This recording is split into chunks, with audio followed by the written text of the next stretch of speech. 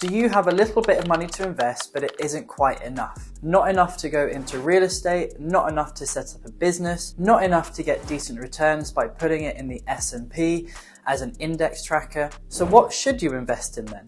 Instead of following the 20-year-old finance experts, here is what I think you should do and why. Definitely not 20 years old, far too old for that now. It's actually incredibly logical what I'm about to share with you. My name is Lewis Crumpton, 33, and this is not financial advice, where we talk all things trading, personal finance, and how to live your best life. If you want to make more money in less time while having way more fun in life, then this is the channel for you.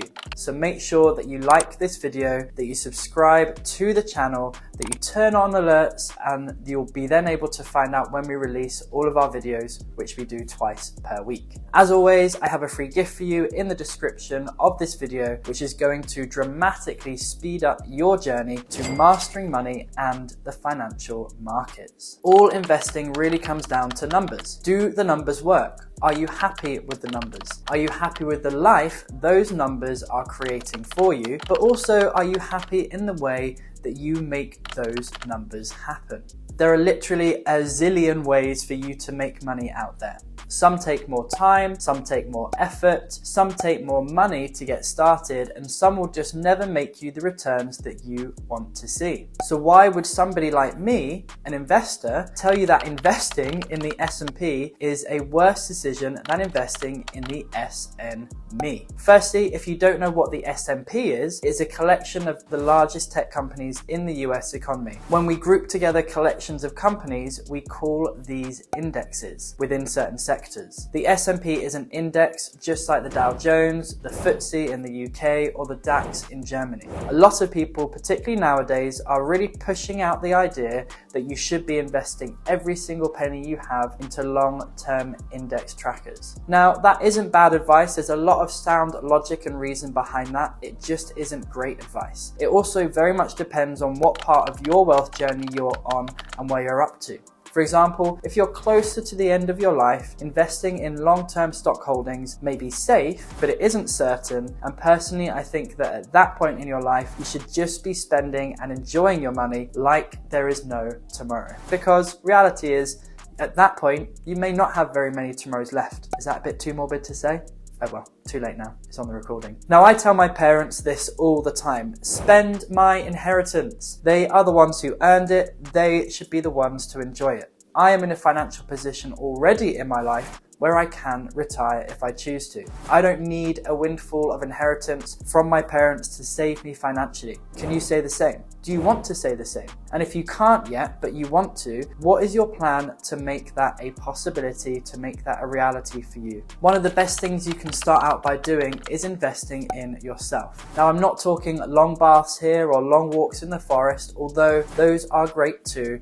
I'm talking about increasing your value. Now, I want to be really careful here to start off by saying that as a human being, you are already incredibly valuable and wonderful and deserving of every single good thing. I want to make that really clear. What I'm referring to here is your value in the work or the business market. So how do we increase our value there? What we do is we increase our ability to generate income, whether that be for ourselves, whether that be for our employers. Now, I'm not opposed to jobs, and I think they are actually a massively underrated tool that we can use for generating wealth. Watch some of my previous videos to see what I'm talking about there. And if you increase your skill set to be more useful for the company that you may be working for, then you increase your working value and you therefore increase the amount of money that you should expect to be paid for the same amount of hours worked. It is all about positioning, skill, and knowledge. For example, if you work in a Starbucks as an entry-level barista, then you do not deserve to be paid as much as a Starbucks manager. At the management level, there's a new set of skills, of competencies,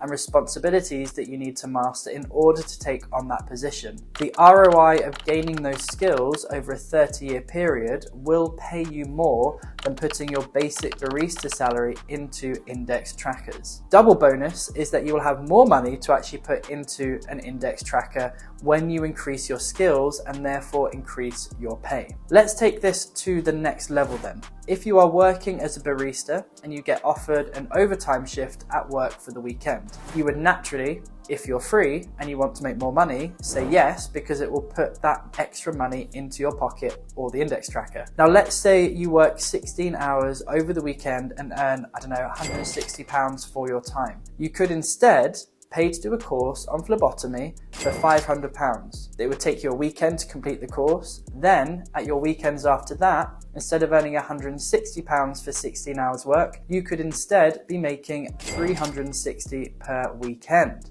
What you have done is you've increased your skill set, you've learned some knowledge, you've increased your value and given yourself a greater return on your time invested by improving what you can do with that time. And that is just talking about increasing your value for the hours that you do. Where it gets really exciting is when you develop a skill that allows you to leverage others' time and leverage money. Take trading Forex, for example. It takes me less than 30 minutes per day to trade, and yet the market is moving the whole day, even overnight. Now that is me leveraging the time. And then the market moves and it makes me money.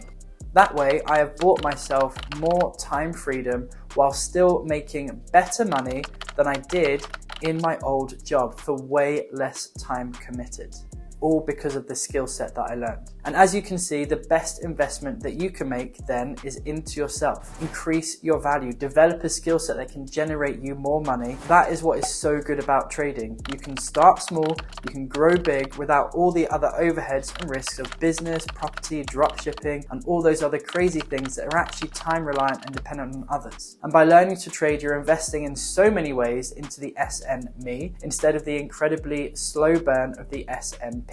Investing long-term in stocks and shares is not a bad thing, but let's get you a better ROI on that, on your time, money, and energy. So in the description of this video for a free thank you gift about how you can start making progress with your trading, check it out. And make sure you like this video, you subscribe to the channel, and you share it with somebody that you think it's going to help or inspire. My name is Lewis Crompton, and this is not financial advice.